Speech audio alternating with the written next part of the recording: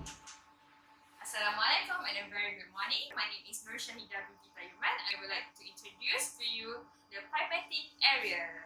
So basically this is the place where we do the pipetting verifications. So in terms of pipetting place, so I would like to introduce the pipette for the presentation. So basically pipette is a basic instrument in lab that is used for measuring and transferring a small liquids of solutions or any solutions, and the units is in microliter. This is air cushion pipette. The air cushion is located inside here under the piston. The air cushion pipette have a principle of persistency and accuracy. If good pipetting technique have both principle, means you hit the target volume. Next, let's move to the pipetting sequence. For the pipetting sequence, first thing you have to do is choose a suitable pipetting volume.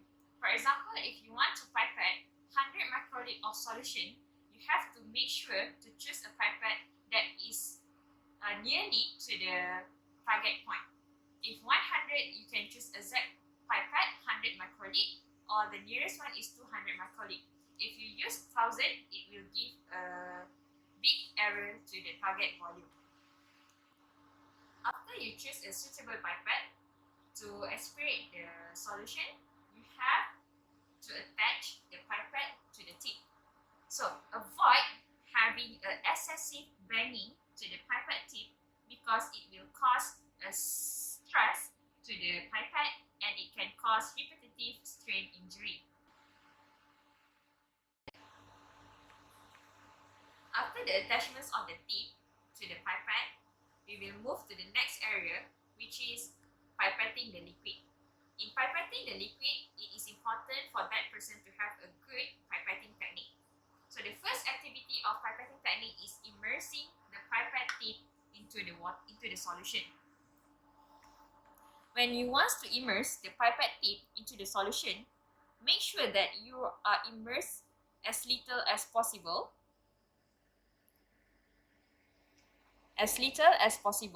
And deep enough to make sure there is no presence of air. If the air go through to the pipette tip, it will cause an accuracy of the volume.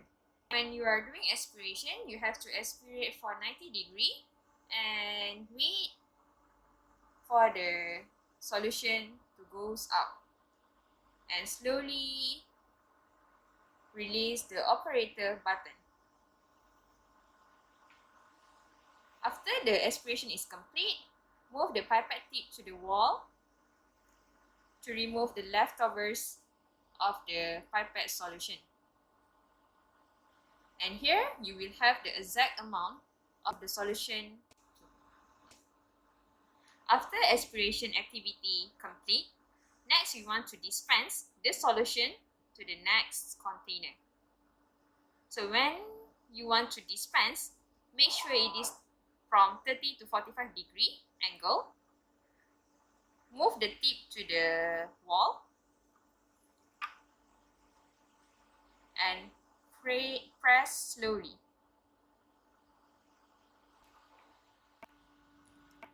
There is two types of pipetting technique. The first one is forward technique and the second one is reverse technique.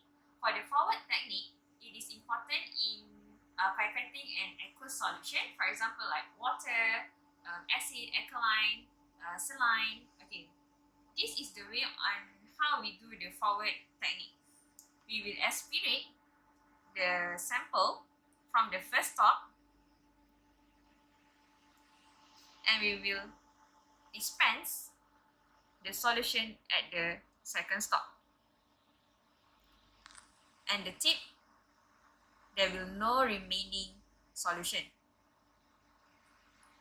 For the reverse pipetting, it is important in using in high volatility sample and high viscosity sample.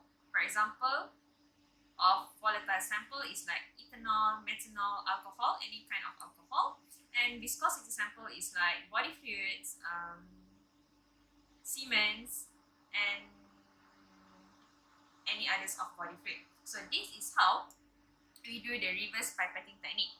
We will aspirate the solution from the second stop and we will dispense the solution at the first stop.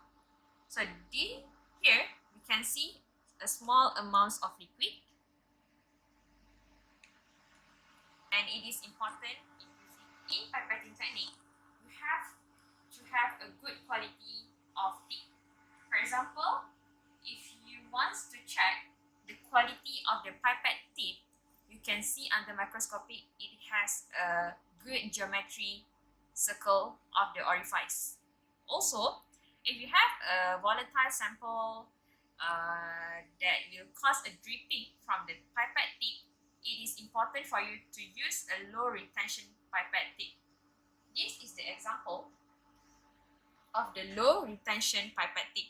It will reduce the effects of dripping and the sticky part stick at the wall of the pipette tip.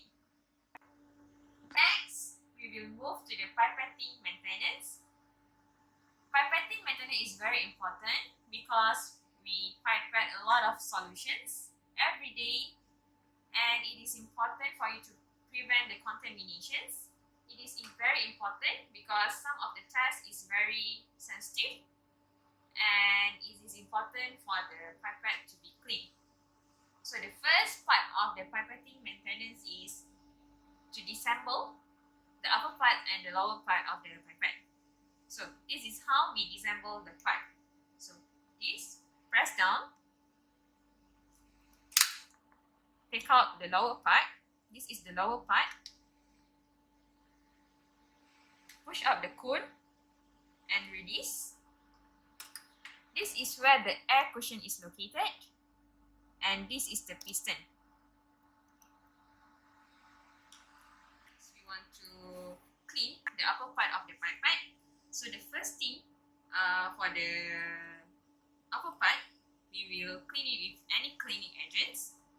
You can just clean at the outer space of the upper part, and make sure you are not spray any kind of alcohol inside this space because it is very sensitive. And after you wipe the outer part, you have to wipe again with the water and just let it air dry. So this is an example of tissue that is lint free, because the lint also can cause the sensitivity of the pipette. Next, this is the lower part of the pipette, and how to clean it. You can also use a cleaning agent. You can immerse the lower part and wipe with water, and after you clean it with cleaning agent, after you wipe with the water, you can use grease. You can put grease inside this part to make sure the piston works with the air cushion. So this is how we put the grease. This is the grease that is given by the vendor.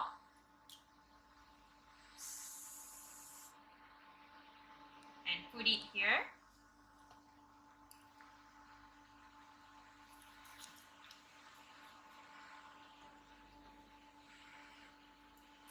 After that, you can attach back the piston.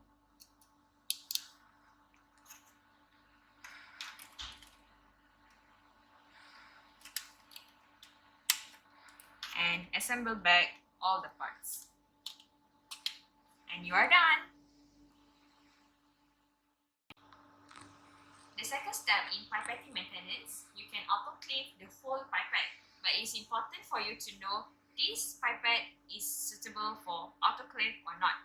This Appendorf product is stated here it can be fully autoclavable. You can simply put all the full unit to the autoclave, and there will be instruction on the temperature and the time. The next step of pipetting maintenance is the leakage test. The leakage test is to check conditions of the sample. So how to do the leakage test is, first thing is, you have to use the forward technique and pre-wet the pipette for 5 times. 1, 2, 3, 4, 5. Next, aspirate the sample, move upwards, and check for 15 seconds if there is any droplet of the solution. After 15 seconds, if no droplets occurs, this means the tip and the pipette is suitable for pipetting the liquid. In good pipetting technique, there is several factors that affecting the pipetting technique. The first is your hand shouldn't be too hot and the humidity of the room must be in a good humidity. So next we move to the pipette verifications. So this is the apparatus that we use for the pipette verifications. We have the container and the wagging balance. And this is the documents that we are used, the system that we use to calculate either the pipette is in good condition, have a good accuracy and persistency. So this is basically how we do the pipette verification. We will use nominal value 100, mean 50, and the low volume. So we must calculate the highest, the mid, and the lowest volume.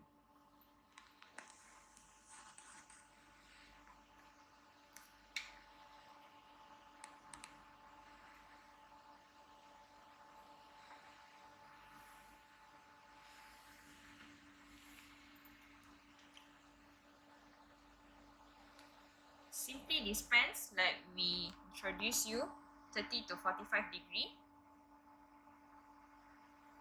and wipe to the well.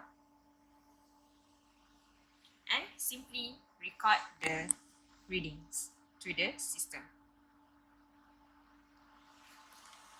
That's all from my presentations. Thank you.